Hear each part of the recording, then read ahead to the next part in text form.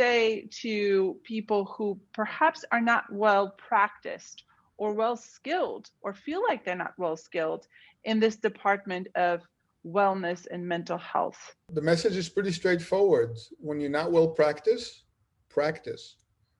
So it's literally like fitness. If somebody comes in and says, I'm not fit, okay, let's start exercising and doing nutrition. And it's really that direct and straightforward. And now that the science is behind it, again, it's not mysterious what to practice. So for example, mindfulness. What is mindfulness? It's observing rather than reacting. It's being able to keep having more skill in maintaining our attention in the present rather than our attention bouncing off the walls to the past with regret and to the future with anxiety and the what if scenarios and do people like me and will they give me the job and promotion and this and this and that, and will the friends stay there with me, will they support me, will my romantic partner stay with me, or will they leave me, or all these questions with stress and anxiety about the future and about the past. Mindfulness enables us to carve out a few minutes or longer where we can bring and maintain our attention to the present. And that's a huge thing. What that does is it then ushers in another set of skills. So for example, another part of mindfulness is observing rather than reacting. So for example, when I feel stressed, okay, I'm getting stressed. I'm aware of that now. And so maybe I'm aware of it on a scale of 0 to 100.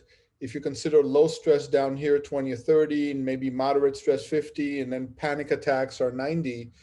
So it's nice to be able to have that awareness early on.